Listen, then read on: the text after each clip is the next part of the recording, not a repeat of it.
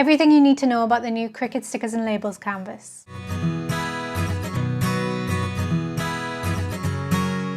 So you might have seen this pop up on your Cricut homepage recently, but if you haven't tried it yet or you've been avoiding it because you don't have Cricut Access, let me show you what it does and how to use it. It's so useful for sticker making, so it's definitely worth learning about. So here it is on the Cricut homepage. And when you click on it, it gives you these options, but it doesn't really matter which one you choose, as each one will just give you this blank canvas. Before you start designing, just double check this number at the bottom matches the size of your sticker paper. If it doesn't, go to Settings, Load Type, and change the print and cut size to match. Then you will need to reopen a new Stickers and Labels canvas for it to change. Once you've got your correct size, you can start adding your designs, and everything you add in here will automatically have a sticker outline added to it. But if you don't have Cricut Access and can't use this feature, don't worry, you don't have to. If you do though, click the circle below, and if you've never used this feature before, this is the kiss cut setting, so that will not cut through the backing, leaving you with a peelable sticker on the sheet. Perfect for making full sticker sheets. And you can turn the border off and on,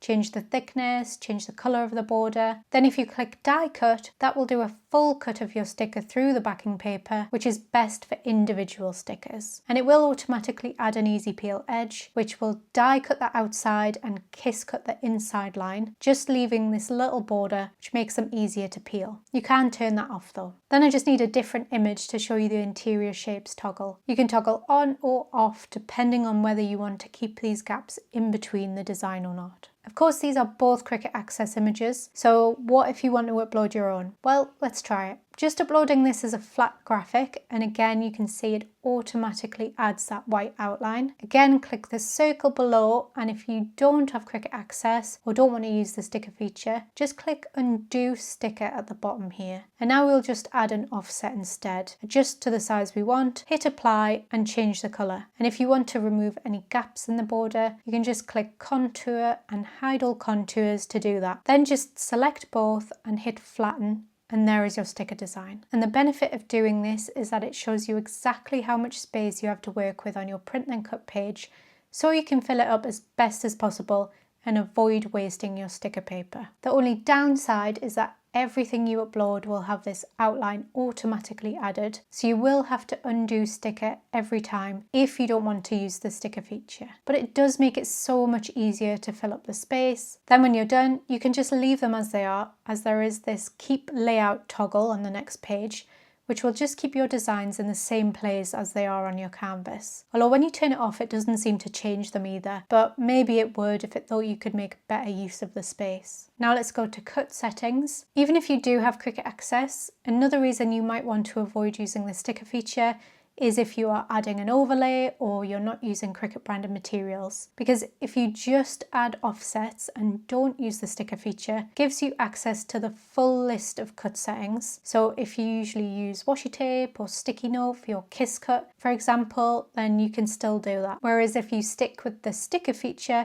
it will only let you choose specific settings that are set for the Cricut branded material, and it blanks out everything else, even if you click on Browse All Materials here. So that is just something to consider when you're using this function. Another thing you can't do is add anything that is basic cut. So say if you were making a layered cake topper and you wanted to cut some things just straight out of card without printing anything on them, you couldn't do that on this canvas. So if you don't want to use this canvas, another thing you could do is use a print and cut template on the normal canvas. If you go to Angie Holden's website, she actually has some free templates that you can sign up and download. I'll add the link in the description. Then you would just upload the one that matches your paper to a standard canvas, resize it to the size it says on the box, and use that as your template to place your sticker designs over, just so you know how much space you have. Then you just add your offset or use the sticker feature like normal. And I think that's everything. Which camp were you in? Did you even notice that feature had appeared on the Cricut homepage? Did you notice it but you hadn't tried it yet? Or had you tried it but you didn't know all of these things about it? Let me know in the comments, and please follow for more Cricut tips and tricks like this.